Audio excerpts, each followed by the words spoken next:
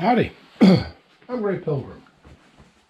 Well, normally I show off all my evil guns, but I thought I would stick to something a little more basic today.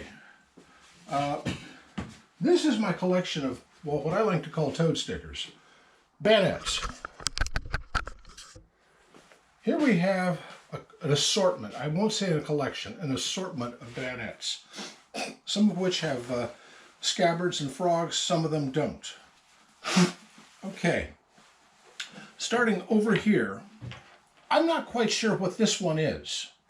I know it's for a rather large bore rifle of some kind, and I'm thinking it's probably a socket bayonet from, I don't know, maybe Crimea or someplace that used a large caliber rifle.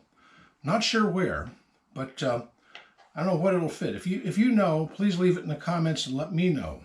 And this is a Mosin Nagant with frog scabbard, and this is so long. This is not like a standard Mosin. It's a rather long one. So I think this is for an M91, a Tsarist rifle, not a World War II rifle. And I happen to have a Tsarist M91, only mine's been converted in that it's a, it was used by the, I don't know, the M91 was used by the Finnish. Next we have a couple of Lee Enfield type, typical spike bayonets, and they're frog.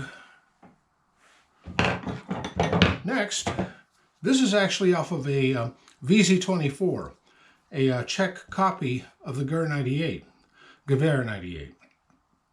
and plus scabbard and frog here, and works rather well.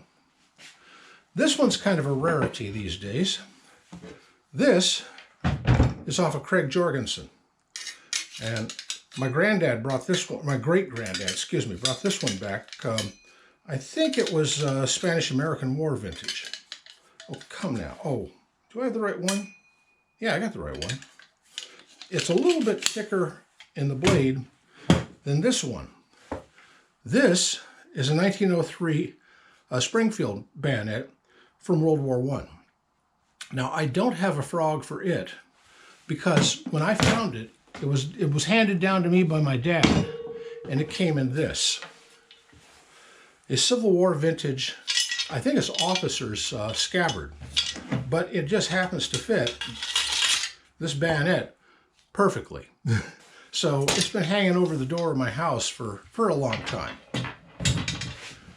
Now this one is kind of interesting.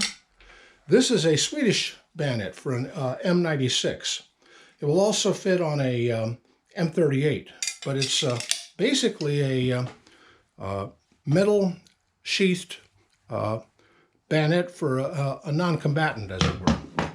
Oh, and this one, this is off a Moss 36, the gun that lost the Maginot Line. So it's kind of an interesting arrangement, and I think Ian McCollum did a special on using this thing and how two French troops will figure out that this, since it pulls out from under the barrel, you turn it around and socket it back in.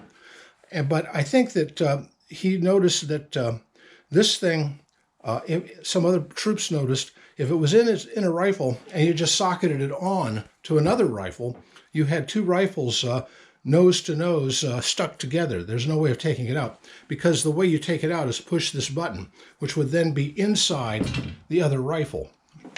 There's a hole there to push through on the rifle. But, excuse me. Now this one also works to push. Anyway, they had to do a modification just for that screw up. Troops will be troops. And this is my latest and greatest 1842 French sword bayonet. It's marked 1842, and a name I cannot read. It's in French cursive, and it's very difficult to decipher. Boy, I'm going to have trouble putting all these back. The other thing I wanted to show you is something that troops in World War I on the Eastern Front discovered. German troops. And that's, if you ran into a fellow with one of these Mosin bayonets, and can you see that? Oh, let me bring that up just a little bit. One of these Mosin bayonets, and you shot him, and you pulled this off of his rifle, and you shot him with a C96 Mauser. This is kind of strange, but it works. Slide it on. Okay, come on now. Punch the button. And slide it to the side. You now have a bayonet on a C96. pretty space age, huh? I mean, it's a little wobbly, but it does fit. It's kind of weird, but it's also very cool, I think. So next time you're in the trenches with a C96 and a Russian is attacking you with a Mosin Nagant, pull his bayonet. It'll fit your C96. Anyway, that's my collection of funny knife on a stick sort of toad stickers. I don't have any others. Wish I did, but well, we're working on it. Happy trails.